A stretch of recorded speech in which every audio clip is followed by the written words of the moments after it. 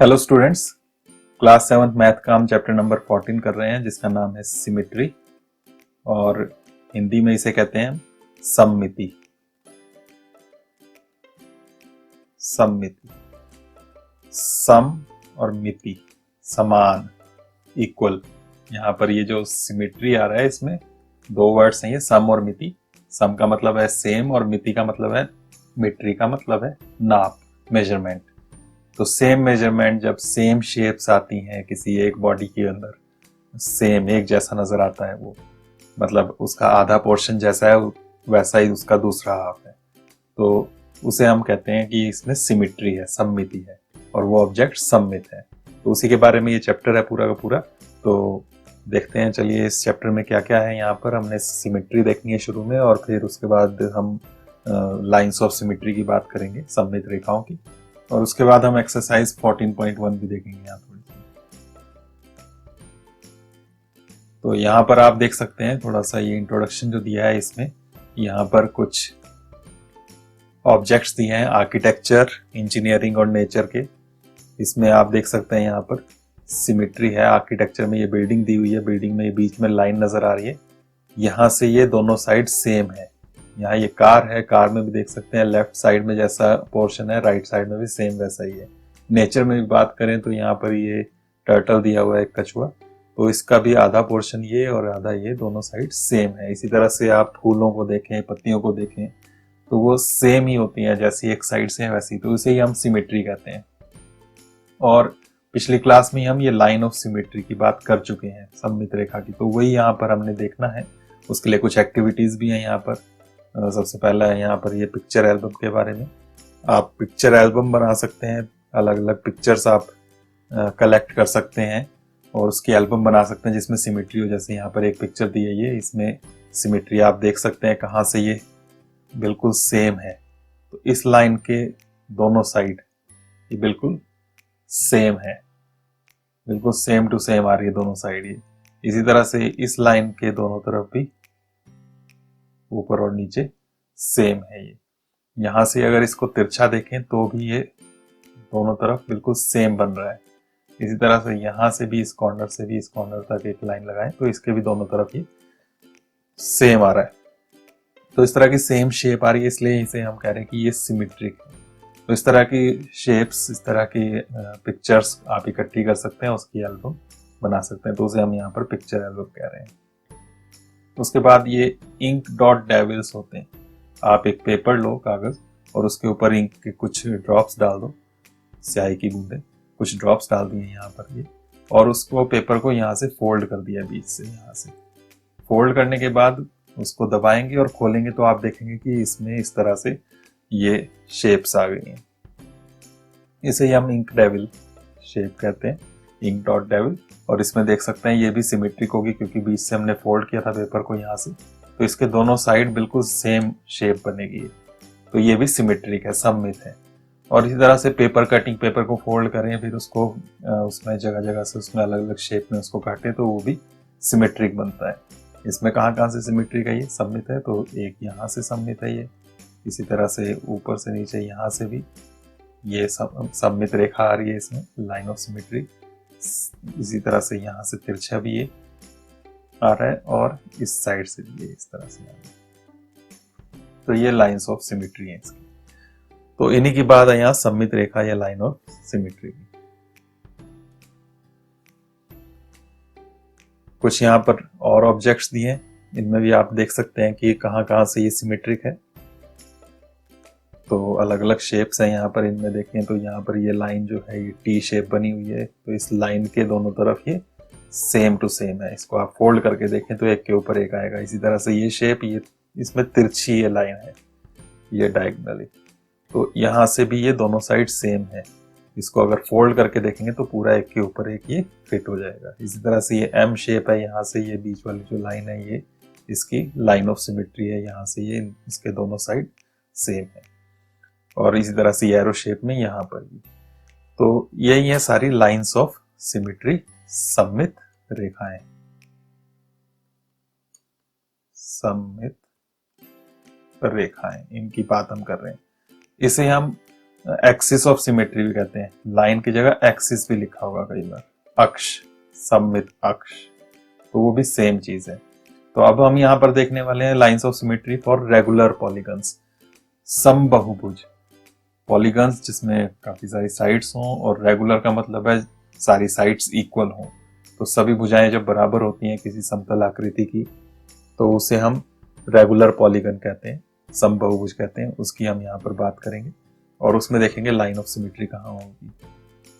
तो ये आप देख सकते हैं यहाँ रेगुलर पॉलीगन्स दिए हुए हैं, ये समबाहुभुज है। यहाँ पर इसमें 3 साइड्स हैं, इसलिए इसे हम ट्रायंगल कहते हैं, त्रिभुज। और यहाँ पर इसके तीनों साइड्स ये इक्वल हैं, तीनों एंगल्स भी इक्वल हैं, ये 60 डिग्री के। तो इसे हम इक्विलेटरल ट्रायंगल कहते हैं, ये हम पिछली क्लास में पढ़ चुके हैं। इक्विलेटरल ट्रायंगल, समबाहु त्रिभुज। इसी तरह से जो 4 साइड्स वाला होता है उसे हम चतुर्भुज कहते हैं, लेकिन यहाँ पर जब इसकी चारों साइड्स इक्वल हों और चारों एंगल्स भी ये इक्वल हो, तो इसे हम वर्ग कहते हैं, स्क्वायर। ये भी आप जानते हैं। तो इस तरह की अलग अलग शेप्स जो हैं, उनमें कहाँ कहाँ लाइंस ऑफ सिमेट्री होती हैं वो देखना है हमने। उसके बाद ये पेंटागन है, रेगुलर पेंटागन, समपंचभुज। उसके बाद ये 6 साइड्स वाला है, रेगुलर हेक्सागन, समषट्भुज। और इनमें अगर लाइंस ऑफ सिमेट्री देखें तो वो यहाँ पर ये नजर आ रही है आपके सामने। तो इसमें आप देख रहे हैं कितनी लाइंस आ रही हैं, 1, 2 और ये 3। तो 3 लाइंस ऑफ सिमेट्री है, इसमें 3 सममित रेखाएं आ रही हैं। स्क्वायर, इसमें 4 साइड्स हैं, और इसमें लाइंस ऑफ सिमेट्री देखें तो इसमें 4 आ रही हैं, 1, 2, ये ऊपर से नीचे और लेफ्ट से राइट, और 2 तिरछी आ रही हैं, ये 3 और, तो यहाँ पर टोटल 4 है। पेंटागन की बात करें पंचभुज में, तो समपंचभुज में 5 आ रही हैं, ये आप काउंट कर सकते हैं। यहाँ पर 5 सममित रेखाएं हैं। कहाँ कहाँ है, एक ये है, दूसरी ये है, तीसरी यहां से यहां ये है, 4th ये है, और 5th ये वाली है। टोटल यहाँ पर 5 आ रही हैं। तो जितनी साइड्स हैं उतना ही आ रहा है, देख सकते हैं हम। ट्रायंगल था, 3 साइड्स थी, तो 3 लाइंस ऑफ सिमेट्री आ रही हैं। उसके बाद स्क्वायर, वर्ग जो है इसमें 4 आ रही हैं, क्योंकि 4 साइड्स हैं तो 4 ही इसमें लाइंस ऑफ सिमेट्री, सममित रेखाएं बन रही हैं। पंचभुज की बात जब हमने की, रेगुलर पेंटागन, समपंचभुज, तो उसमें 5 आई। इसी तरह से हेक्सागन में 6 आ रही हैं। तो यहीं से आपको थोड़ा थोड़ा आइडिया हो जाएगा कि लाइंस ऑफ सिमेट्री हम कैसे देखते हैं। एक बात और आपने ध्यान रखनी है लाइन ऑफ सिमेट्री में, कि इसमें मिरर रिफ्लेक्शन होती है, दर्पण प्रतिबिंब। जैसे हम मिरर में देखते हैं, दर्पण में देखते हैं शीशे में, तो उसमें रिफ्लेक्शन बनती है, सेम उसी तरह से होता है इसमें दोनों साइड। रिफ्लेक्शन में यह ध्यान रखना है कि उसका आधा पार्ट जो है वो दूसरी साइड के आधे पार्ट के जैसा होता है, लेकिन ये भी ध्यान रखना है कि मिरर में ये उल्टा नजर आता है, लेफ्ट का राइट और राइट का लेफ्ट हो जाता है। जैसे अगर हम सी जैसा इस तरह से बनाए, उसको मिरर के अंदर देखेंगे तो वो हमें इस तरह से नजर आएगा, उल्टा नजर आएगा। तो इस बात का आपने ध्यान रखना है कि इस तरह से होगा, तभी उसमें सिमेट्री बनेगी दोनों से। तो उसका एक एग्जाम्पल यहाँ पर इस शेप में भी देख सकते हैं आप। यहाँ भी लाइन्स दी हुई है, एक लाइन यहाँ पर ये वाली दी हुई है ये, और एक ये ऊपर से नीचे दी हुई है।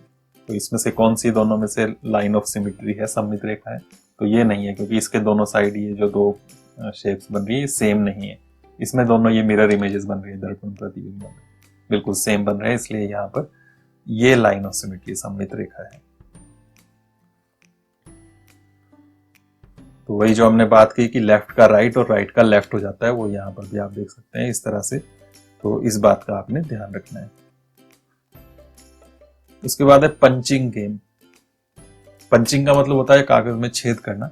तो हम यहाँ पर पंचिंग की बात कर रहे हैं। आप पेपर को फोल्ड करें बीच से हाफ, और उसमें एक छेद कर दें। जब आप खोल के देखेंगे तो उसमें 2 छेद नजर आएंगे, तो वो बिल्कुल सिमेट्रिक होगा जहां से आपने फोल्ड किया था उस लाइन से।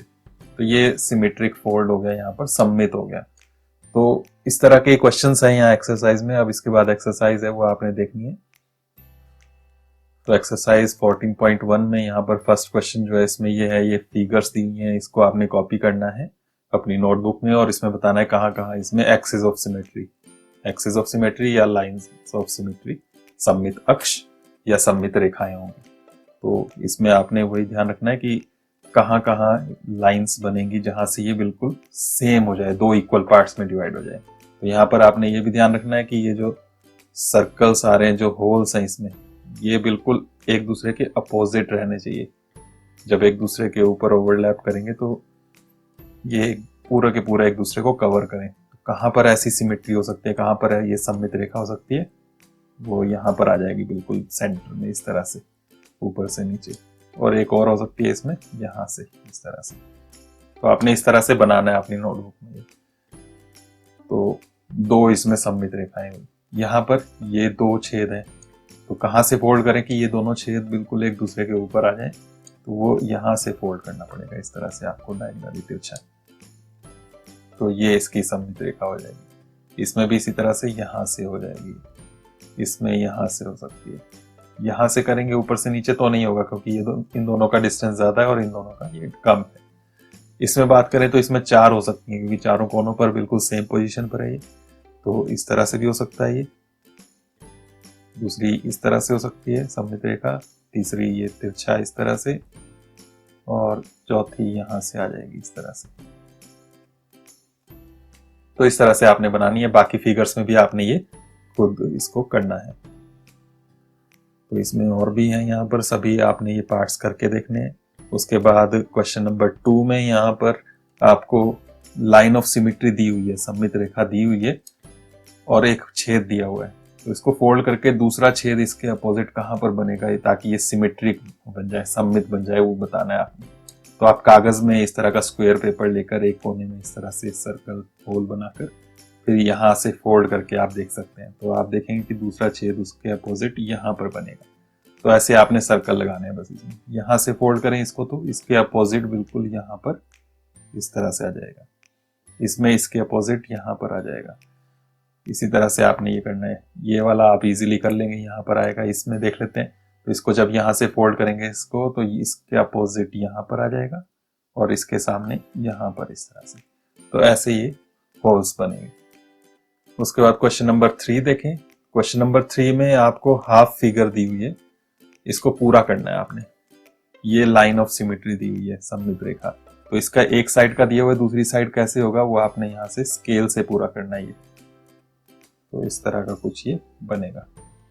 इसको देखें तो इसका जब आप फोल्ड करेंगे इसको, पेपर को पूरा दूसरी साइड तक, तो इस तरह से नजर आएगा। यहाँ पर इस तरह का बिल्कुल जैसा मिरर में, दर्पण में, शीशे में नजर आता है, बस वैसा ही आपने इसको करना है।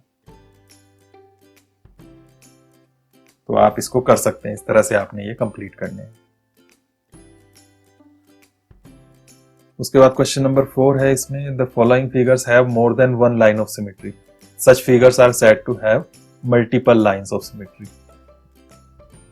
तो यहाँ पर ये मल्टीपल लाइंस ऑफ सिमेट्री के एग्जांपल दिए हुए हैं, जहां पर एक से ज्यादा लाइंस ऑफ सिमेट्री है। सममित रेखाएं एक से ज्यादा, यहाँ पर 2 हैं, इसमें 4 आ रही हैं, इसमें यहाँ पर 3 आ रही हैं।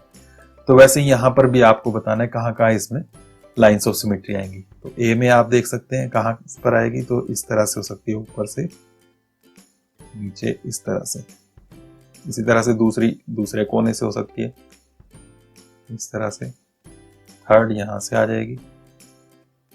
तो आपने इसको स्केल से बिल्कुल सेंटर से इस तरह से बना लेना है। इसमें कहाँ पर आएगी, तो इसमें एक इस तरह से हो जाएगी, इसके दोनों तरफ बिल्कुल एक जैसा है, और एक ऊपर से नीचे भी इसमें हो सकती है इस तरह से, क्योंकि इसमें भी दोनों साइड एक जैसा है।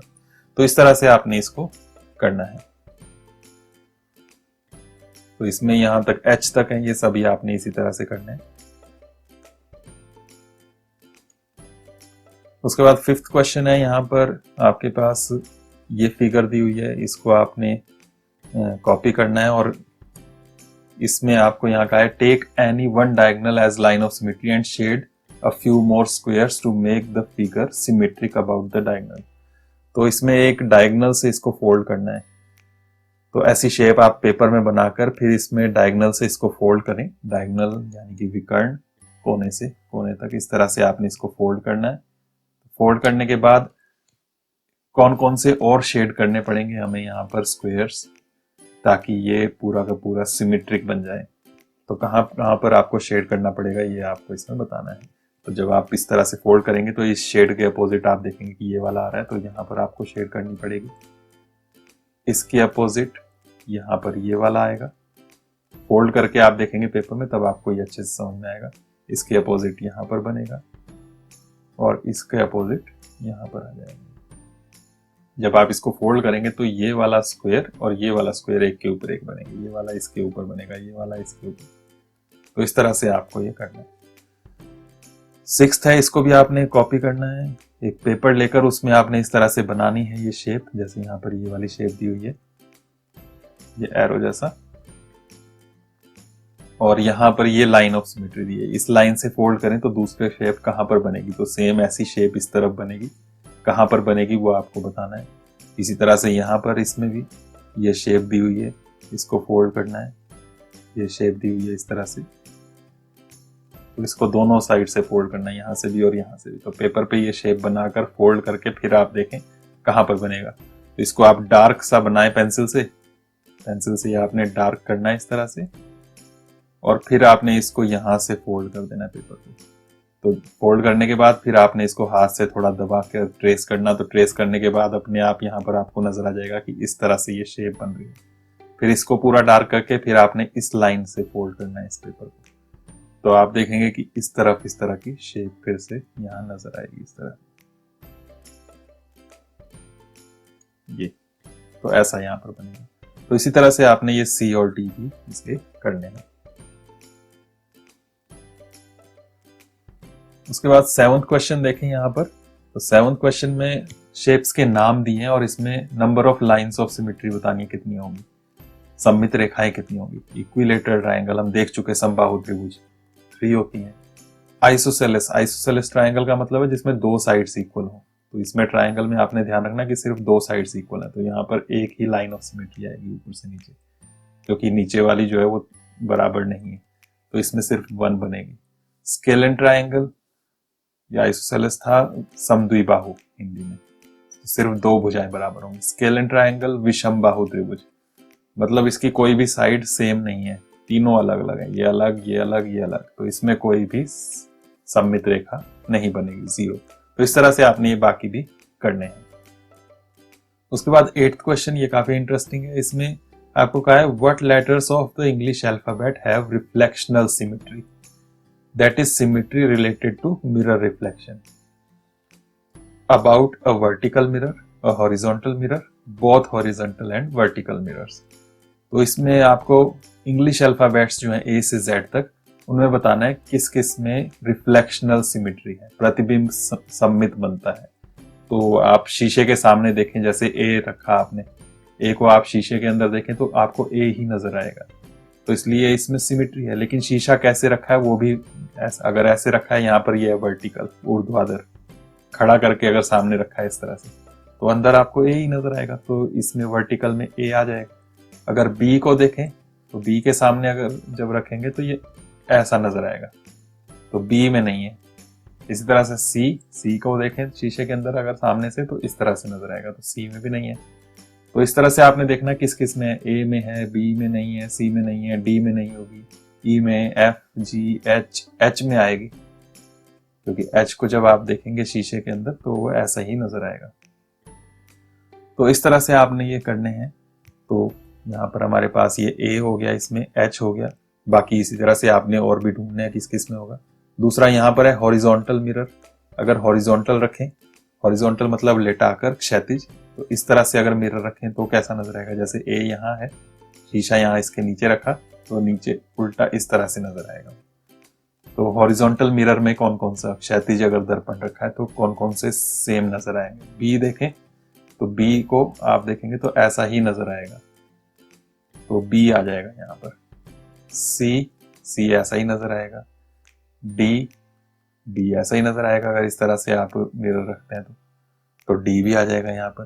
तो बी, सी, डी, ई भी आएगा। एफ नहीं होगा, क्योंकि एफ को जब आप देखेंगे तो ये ऐसा नजर आएगा। तो यहाँ पर भी आपने ये इस तरह से पूरे करने कौन कौन से हो सकते हैं जो हॉरिजॉन्टल में आएंगे। और यहाँ पर है फिर बोथ हॉरिजॉन्टल एंड वर्टिकल, दोनों में कौन कौन से आए, जो यहाँ भी आए होंगे और यहाँ भी, दोनों में कॉमन जो होंगे वो आपने यहाँ लिखने हैं। जैसे एच है, एच को सामने से रखें मिरर को, दर्पण को इस तरह से, तो भी ऐसे ही नजर आएगा, और क्षैतिज इस तरह से रखें हॉरिजॉन्टल, तो उसमें भी ऐसा ही नजर आएगा। तो H हो गया, O हो गया, I हो गया, ये कुछ इस तरह के आएंगे इसमें जो दोनों तरह से सेम नजर आते हैं। तो इस तरह से आपने ये क्वेश्चन करना है। उसके बाद नेक्स्ट क्वेश्चन है give 3 examples of shapes with no line of symmetry. तो यहां पर 3 शेप बनानी है जिसमें कोई लाइन ऑफ सिमेट्री नहीं है, सममित रेखा नहीं है। तो कोई भी टेढ़ी मेढ़ी सी शेप बना दो इस तरह से। तो ये शेप जो है इसमें कहीं भी कोई लाइन ऑफ सिमेट्री नहीं नजर आएगी आपको, कोई सममित रेखा नहीं नजर आएगी। इसी तरह से हमने ऊपर स्केलन ट्रायंगल की बात की थी, विषम बाहु त्रिभुज, उसमें भी नहीं होता, तो वो भी बना सकते हो आप। तो इस तरह का आप बना लो ट्रायंगल जिसकी साइड्स कोई भी सेम नहीं है, तो इसमें भी आपको कहीं भी लाइन ऑफ सिमेट्री नहीं नजर आएगी। तो 3 आपने कोई बनानी है इस तरह की शेप जिनमें कहीं भी सिमेट्री ना हो, सममिति ना हो। उसके बाद 10th क्वेश्चन है what other name can you give to the line of symmetry of an isosceles triangle a circle. Isosceles triangle जो होता है जिसमें 2 साइड्स, समद्विबाहु त्रिभुज, 2 साइड्स इक्वल होती हैं इस तरह से, तो इसकी जो सममित रेखा आती है उसे हम क्या नाम दे सकते हैं। तो सममित रेखा इसमें कहां पर आती है, इस तरह से आती है। तो सममित रेखा जो है इसको हम क्या कह सकते हैं। और दूसरा सर्कल, इसमें थोड़ा सा जो बात कर रहे हैं वो सिर्फ अंदर अंदर की बात कर रहे हैं, तो लाइन आगे नहीं बढ़ाएंगे, हम इतना ही रखेंगे। और दूसरा हम सर्कल की बात कर रहे हैं यहाँ कि अगर सर्कल हो इस तरह से तो उसमें जो लाइन ऑफ सिमेट्री आती है इस तरह से सममित रेखा, इनके क्या नाम होते हैं तो वो नाम बताने हैं। तो आपने ये फिगर बनानी है, ए की ये वाली फिगर, बी की ये वाली, और इसमें नाम भी लिखने हैं। ये जो लाइन बनी इसमें ब्लैक वाली जो सममित रेखा है, लाइन ऑफ सिमेट्री, इसका नाम इसमें बनता है शीर्ष लंब। शीर्ष लंब कहते हैं, ऊपर से ये 90 डिग्री एंगल बनता है, और इंग्लिश में इसे कहते हैं एल्टीट्यूड। एल्टीट्यूड हाइट भी बोल देते हैं वैसे, पर एल्टीट्यूड आपने लिखना है। तो शीर्ष लंब या एल्टीट्यूड। और सर्कल में जो ये लाइन ऑफ सिमेट्री आती है इसे हम क्या कहते हैं, तो इसे हम कहते हैं डायामीटर या व्यास। तो आप इसका लिखेंगे व्यास या इंग्लिश में डायामीटर। तो इस तरह से आपने ये एक्सरसाइज करनी है, तो इस एक्सरसाइज को आप कंप्लीट करें। थैंक यू, आज के लिए इतना ही, और नेक्स्ट वीडियो में हम नेक्स्ट एक्सरसाइज की बात करेंगे।